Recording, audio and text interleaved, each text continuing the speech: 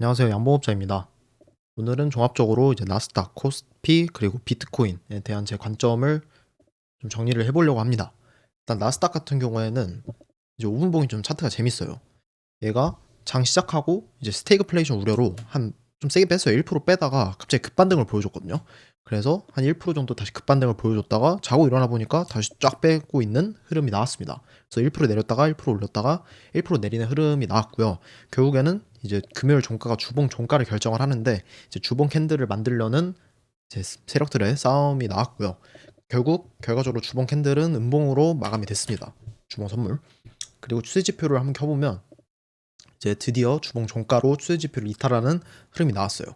계속 이제 제가 말씀을 드렸던 부분이 이 추세 지표를 이탈하면 단기적으로 이제 한 달, 최소 몇 주 동안 이제 급락 장세가 나온다라고 말씀을 드렸습니다. 이때부터 보시면 2014년에 쭉 오르다가 이탈하니까 급락이 한번 빵 터졌고, 15년에도 급락 한번 빵 터졌고, 그다음에 쭉 뚫고 쭉 상승장이 나오다가 18년에 이탈하고 급락장이 빵 터졌고요. 그 다음에 쭉 상승이 나오다가 2020년 3월에 급락 이탈하고 코로나 빔이 터졌습니다. 그리고 2022년 1월에도 추세지표를 이탈한 다음에 금리 인상기가 찾아오면서 급락장이 터졌고, 이때는 페이크예요. 이때는 페이크가 한번 나왔고, 25년 2월에 이탈하고 나서 관세 전쟁이 터지면서 급락장이 나왔습니다. 그래서 이번에도 저는 높은 확률로 이제 좀 급락장세가 나올 거라고 보고 있고요. 계속해서 이제 보던 게 QQQ 600짜리잖아요. 저희가 QQQ 600짜리를 진짜 한 2주 동안 지켰나?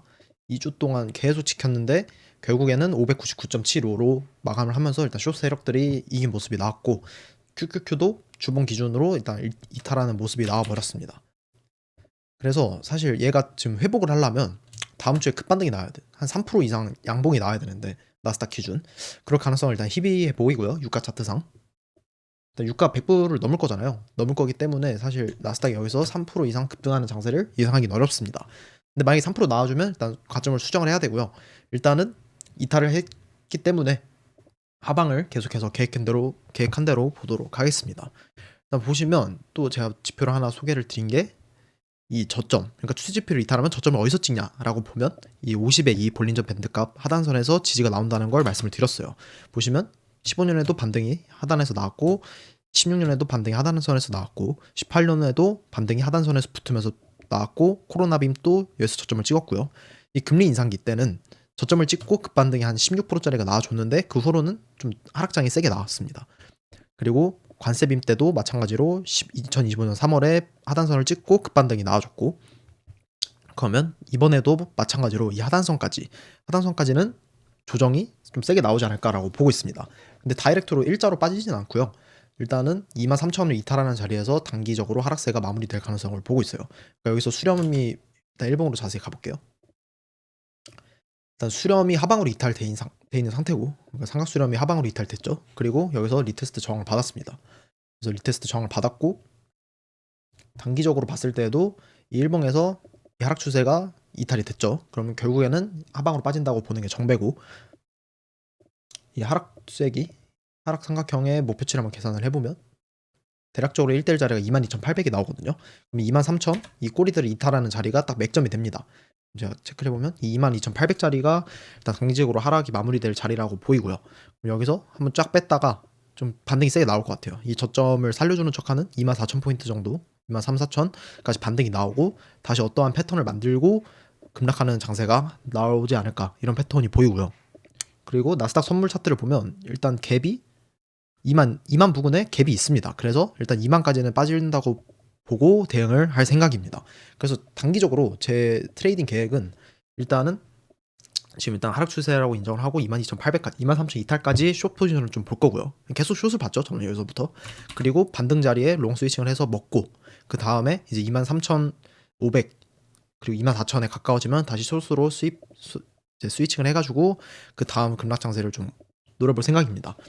근데 이제 나스닥 차트를 여기까지 보고 일단 빅스를 한번 볼게요. 지금 빅스가 차트가 상당히 상방이거든요. 보시면 제가 계속 강조드렸던 부분이 이 고점끼리 이은 좀 오래된 하락 추세선을 뚫으면 빔이 하나 터진다고 말씀을 드렸습니다. 보시면 2020년에도 좀 장기선이죠. 18년부터 이어져 온 선을 2020년에 뚫으니까 코로나 빔이 터졌고요. 그리고 2021년, 그러니까 2020년부터 2021년 또 1년 동안 만들어진 하락 추세선을 한 2년이죠. 20년부터 22년까지 만들어진 하락 추세선을 뚫으니까 이제 대세 하락장이 나오면서 금리 이제 빅스가 20 위에서 도는 흐름이 나왔습니다. 그리고 마찬가지로 23년 3월부터 이제 2024년 7월까지 한 달 동안 만들어진 한 달이 아니라 1년 동안 만들어진 추세선을 뚫으니까 뚫고 지지받으니까 빵 터지면서 엔캐리 청사빔이 터졌고 25년 2월에도 뚫으니까 관세빔이 터졌습니다. 근데 지금 이란 전쟁 이슈로 일단 하락 추세선을 돌파를 하고 있는 모습이 나왔거든요. 그러니까 보시면 제가 계속 경고도 드렸던 부분이 1차로 찍고 여기서 리테스트를 받는 게 상당히 위험하다고 말씀을 드렸습니다. 그래서 제가 소스를 강조했던 이유가 이거 빅스가 제일 컸죠. 그리고 지금 다시 정고점을 돌파를 했는데 좀 주봉 캔들이 꽉 찬 양봉으로 마무리를 해버렸어요. 그래서 일단 이 정고점 29자리도 뚫어버렸기 때문에 그 다음 고점 자리인 35까지 열어놔야 되고, 사실 저는 35도 좀 세게 뚫어가지고 결국에는 이 선까지는 올라갈 것 같습니다. 이 선이 대략적으로 한 50, 빅스 50 정도까지는 열어놔야 될 거라고 생각을 하고요. 빅스 50 정도 자리 오면 좀 매수를 받아볼만 해요. 일단 빅스가 40 이상에 왔을 때 롱을 받으면 거의 안 깨지기 때문에 빅스 50 자리부터는 좀 메리트가 있어 보입니다. 그리고 지금 제일 화두인 유가 차트를 한번 볼게요. 유가도 지금 1980년 이후로 80년대 이후로 주봉 기준 캔들이 제일 두껍다고 하거든요. 근데 보시면 지금 말이 안 돼요. 캔들이 지금 하락 추세선을 갭으로 뚫고 딱 갭상하고 전쟁 터지면서 갭상하고 밑꼬리 지지 받은 다음에 쫙 당겼거든요. 주봉 기준 상승률이 대략적으로 한 지금 35%짜리가 터졌습니다. 네, 그래서 지금 일단 이 하락 추세 삼각형이 위로 터졌다고 인정을 해야 되고 0.5 자리를 체크를 해보면 100달러고요. 99.33 100달러고 1 자리는 141달러입니다. 그러니까 정고점을 뚫는 자리까지 열어놔야 되거든요. 그래서 정고점을 뚫는 자리를 또 추세선을 체크를 해보면 딱 이 자리랑 맞물리잖아요. 이 추세선이랑. 그래서 좀 뭔가 상당히 쎄하다. 유가 차트가. 유가 차트가 폭등할 지금 차트거든요. 차트만 보면. 그래서 지금 조심을 해야 됩니다. 증시는. 그리고 유가 차트의 직격을 받는 게 우리나라예요. 코스피. 그러니까 코스피가 3월 2일, 3월 3일에 이제 개박살이 났잖아요. 고점 대비 20%가 빠졌잖아요. 그게 이제 유가 차트 영향 때문입니다. 그러니까 유가가 60불에 머물던 게 이제 80불, 70불대, 80불대를 가버리니까 이제 그 발작이 나온 거거든요. 코스피가. 일단 다시 코스피 차트로 한번 가볼게요. 보시면 3월 2일. 3월 2일 휴장이었네요. 이제 3월 3일, 3월 4일에 이제 유가 80불을 찍으면서 이제 폭락이 나왔어요. 근데 지금 유가가 이제 90불을 넘고 100불을 넘고, 그럼 100불을 넘을 거고, 만약에 120불, 130불 이렇게 향해 간다? 그럼 코스피도 빠질 수밖에 없습니다. 우리나라는 이제 에너지 자립도가 낮은 나라이기 때문에 빠질 수밖에 없고, 근데 유가가 이제 반도체랑 상관이 없어서 삼성, 하이닉스, 플롱을 잡겠다는 분도 계시는데, 사실 유가가 빠지면 뭐가 문제냐면 원화가 박살이 나요. 원화가 박살이 나면 외국인이 계속 투매를 합니다. 사실 이 원리가 작동해가지고 3월 3일, 3월 4일에도 폭락이 나온 거거든요. 근데 그래서 유가가 진정이 안 되면 코스피도 올라갈 수가 없습니다.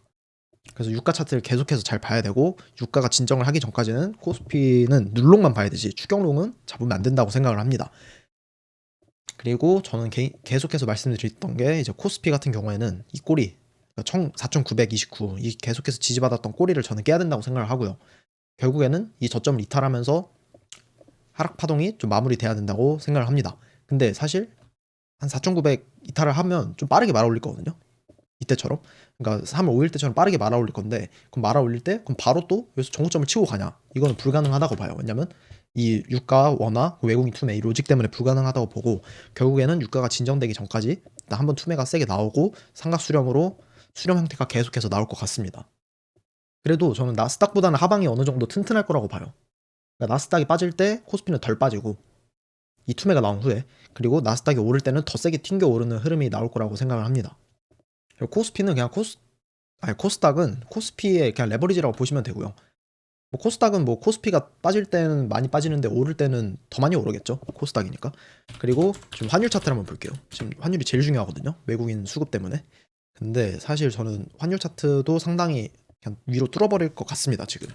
일단 제가 스레드에 계속 강조를 드렸던 부분인데, 일단 고점끼리 이은 이 대세 하락 수렴이 있어요. 그러니까 상승 수렴? 그러니까 수렴 상태가 있는데, 이거를 지금 주봉 종가로 처음으로 뚫어버렸거든요. 보시면 계속해서 저항을 받다가 삼각형으로 표시를 해볼게요. 저항 받고 저항 받았죠. 여기서도 주봉 종가로 이제 정보에서 밀어버렸습니다. 올라가려다가 여기서도 올라가려다가 정부에서 밀어버렸고, 근데 이번에 정부에서 못 밀었어요. 근데 당연히 못 밀죠.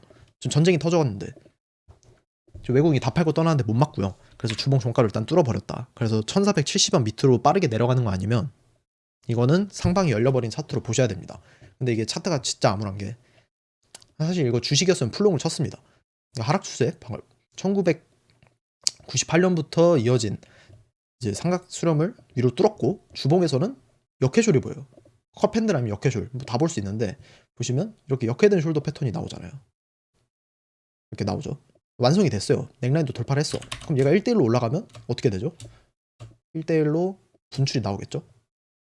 대략적으로 보면 1대1 자리가 1600원 1600원대까지는 패턴이 만들어졌습니다. 그럼 중간 자리를 보면 적어도 1550원이에요. 그러니까 원달러 환율은 일단 1500원을 넘는다고 봐야 되고, 1500원 넘는 계속 올라가는 흐름에서 외국인이 한국 주식을 매수할 확률은 낮다고 생각을 합니다. 오히려 외국인의 투매가 계속 이어질 것 같고, 그래서 저는 여전히 코스피는 따라서 하면 안 되고 눌러줄 때 눌롱 전략만 좋다고 생각을 합니다. 그리고 이제 비트코인 차트를 한번 가볼게요. 이제 비트코인을 보면 사실 이게 법안 통과 기대감 때문에 쫙 올랐고, 그리고 금에서 비트코인으로 수급이 계속 이동이 나왔어요. 실제로 금보다 지금 전쟁 날 때 비트코인이 더 많이 올라줬거든요. 근데 지금 빠진 이유를 좀 생각을 해보면, 일단 블랙록에서 환매 중단 이슈가 터졌고, 블랙아울이 맨 처음에 터졌고, 그 다음에 블랙록에서 그 악재가 터졌기 때문에 블랙록 주가가 한 7% 빠졌거든요, 금요일에.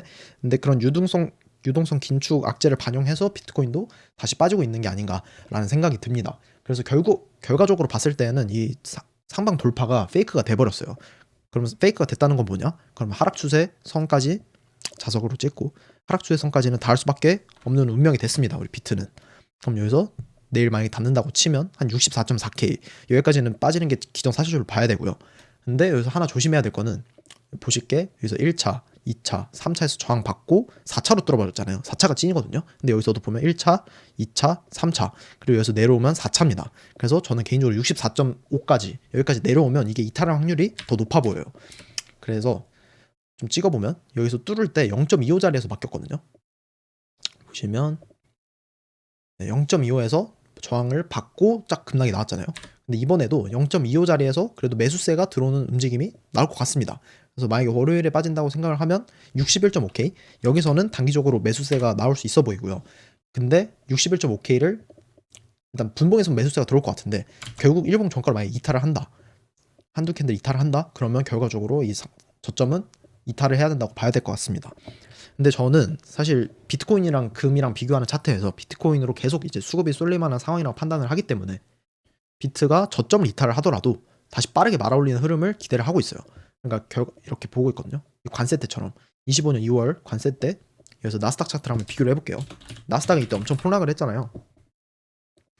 보시면 나스닥은 여기서 고점 대비 한 20% 넘게 빠졌거든요. 파란색이 나스닥 차트. 근데 비트코인도 빠지긴 했어요. 결과적으로 봤을 때 비트코인도 25% 빠졌지만, 일단 나스닥 비해서 25% 빠진 거면 많이 안 빠진 거고요. 그리고 얘는 빠지면 계속 급반등 나오고, 빠지면 급반등이 나오면서 3중 다이버전스를 찍고, 나스닥이 저점을 찍고 반등이 나올 때 얘는 폭발적으로 이제 불장이 나왔습니다. 이제 저점 대비해서 한 60% 70% 올랐죠. 그래서 이번에도 전 비트코인이 그런 패턴을 만들 거라고 보고 있어요. 이건 그냥 차트 프랙탈로 본 게 아니라 그냥 금이랑 비교를 했을 때 지금이 저점 자리라는 판단하에 결국에는 다이버전스를 만드는 과정이 나올 거라고 보고 있고요. 그래서 얘가 설사 저점이 61K에서 반등 나고 여기서 저항받아서 빠진다 하더라도 결국에는 좀 더 빠르게 계속 이렇게 빠르게 말아올리는 흐름이 나오면서 다이버전스를 찍어주지 않을까. 그리고 나스닥이 이제 하락장을 마무리하는 국면에서 본격적으로 비트가 랠리가 나오지 않을까라고 생각을 하고 있습니다. 그래서 이번 하락이 나왔을 때 사실 저희 구독자들은 제가 다 숏포지션, 오히려 현금보다 숏포지션을 강조를 드렸잖아요. 그래서 이제 이중으로 먹을 기회가 생겼다라고 보시면 됩니다. 그리고 서클을 한번 볼게요. 서클을 왜 보냐면, 제가 비트 금요일 조정을 예측했던 게 이제 서클이 조정이 나올 위치여서 비트도 꺾이겠다라고 게시글에 말씀을 드렸는데, 이제 서클이 제가 봤을 때 지금 코인의 대장주입니다. 비트코인보다 훨씬 많이 오르고, 빠질 때는 비트보다 덜 빠지죠. 그래서 서클의 매수 타이밍을 보는 게 중요한데, 지금 제가 보고 있는 서클의 매수 자리는 한 80불대 보고 있거든요.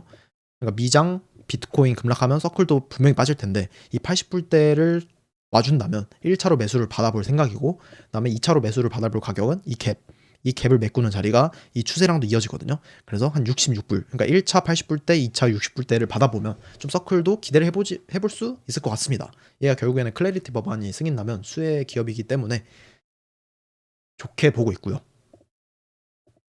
코스피 같은 경우에는 사실 이번 주에 당장 이제 4,900을 이탈해줄지 이거를 전 기대를 하고 있긴 해요. 일단 금요일에 숏을 들어가가지고. 근데 이제 뭐 바로 와줄지 안 올지는 전 모르고요. 그건 뭐 스마트 머니만 아는 거고. 일단 좀 알아두셔야 될 거는 다음 주 목요일, 그러니까 3월 12일이 옵션 만기일입니다.